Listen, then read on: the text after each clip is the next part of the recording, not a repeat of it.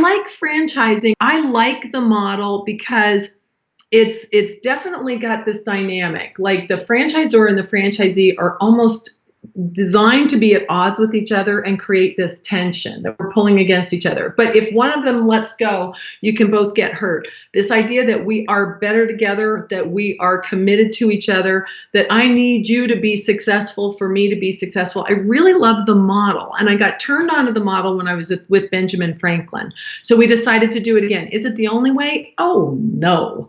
Like you can scale a company and have it privately owned. I'm just kind of fond of franchising as a model, and you know, they're. I'm a huge fan. I mean, goodness knows. I mean, I've seen every model. I mean, Starbucks doesn't franchise, but you know, Mercedes-Benz is really kind of a dealership model. Yeah. And you know, there's just lots of things that have happened in my career where I've watched companies that I consult for particularly in the food service industry, lots of franchising.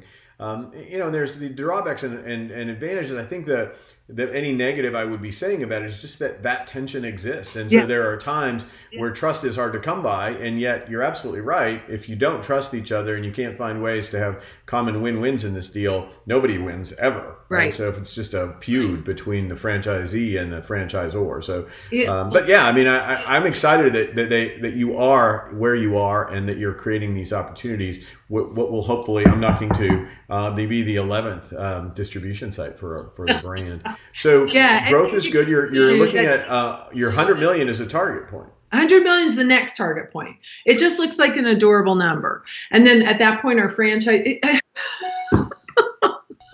I always like to look for adorable numbers. So I'm glad to know what one is. Well, yes. Here's another thing about budgeting, though, Joseph. People take it so seriously.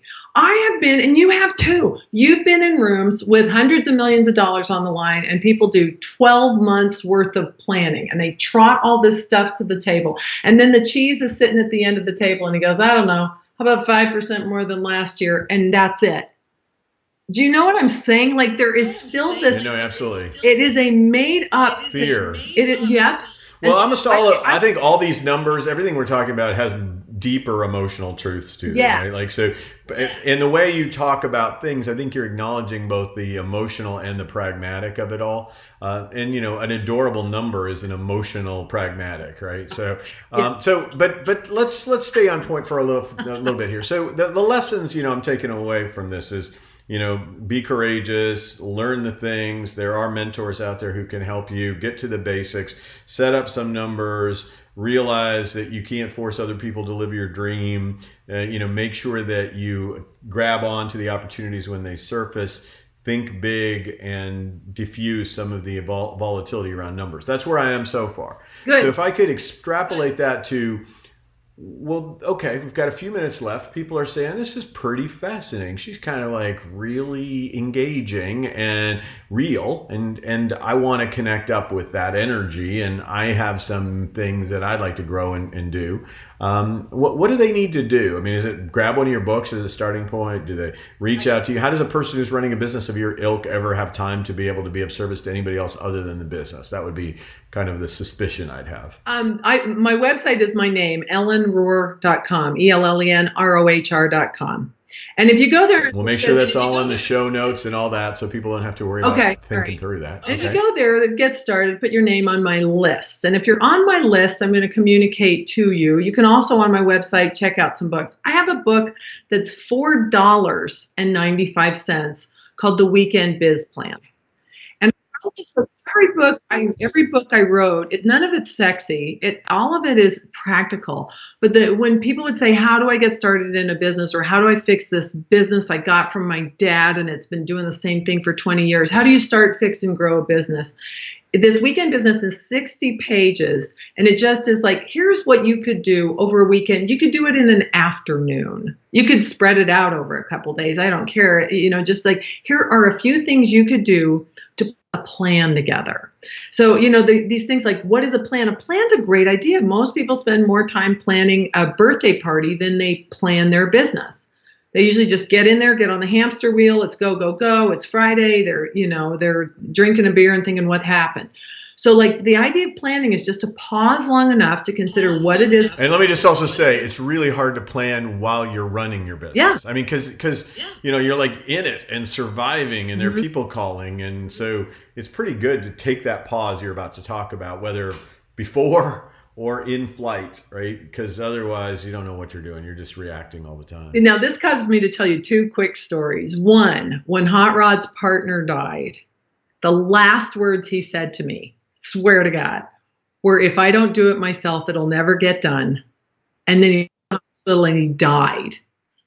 And everything got done. Like, it was just like, you think so important. And here's another moment that happened to me. The day I left Benjamin Franklin, I gave him a lot of, they were moving corporate headquarters. I have my aging parents in my barn. I wasn't going to move. It was time, lead, follow, get out of the way moment. I was excited about what they'd done, but ready to move on. And so I got to pick my successor. He's all set up. I'm getting ready to go. It's my last day. The first day I am not the president of Benjamin Franklin Plumbing. Nobody called me. Nobody. Yeah, sad, huh? No, you wanted to be needed so much more. In some ways, I did a good job, but in other ways, you think you're so important. So when you were saying you don't have time, you do. All right, so I'm going to go to your website. I'm going to let you know who I am. Raise my hand. You're going to communicate with me. I might shop around, see if I can find $5 that I'm going to use for a latte, but I'm going to buy your book instead. And then in that moment, is there opportunities to deepen my relationship, get more of this knowledge spoon-fed to me? Maybe I just want more than what I'm going to get from the books. Is there an access point to you? Well, you can email me, and you'll be able to communicate with me on the website, the contact form. And here's how I work: is I make my consulting available through Howard Partridge's group. And I put on webinars and seminars with him. So he does the heavy lifting, he does the housekeeping, and I show up like the ant with a casserole with a topic. And then I'll do a webinar series or a workshop or something through Howard. But you'll find that from going to my site. I'll stay in touch with you about that. All right. So you'll be able to get him to the conduit. Howard is a blessed friend of mine. So I'm excited to think that he's in the mix. So because there's all kinds of other extended value that they get through that knowing of him. But as it's specific to you, they'll learn your products, they'll get in a relationship with you, they'll be exposed to your offerings, and then they can a la carte pick and choose kind of where they want to plug into what you're bringing to the table on the terms that, again, are part of your dreams and in your time availability. Right. And where my time and focus is, like there's only so much time. We were talking about that, when you're a consultant, you run out of time. So my energy is very much on this franchise. If you're interested in the drain cleaning franchise, zoomdrain.com, you can reach me about that as well. It's kind of cool to be in on the beginning of something, and what we have is something. Well, last thing I'll just ask about that is, do I have to have any industry specific knowledge to engage the franchise opportunity? Right now, everyone on my team has contracting experience. So some of them, like our HVAC contractors who are adding we call it a plus play, adding a sister company. I would consider you as a prospect after a half an hour conversation. So maybe.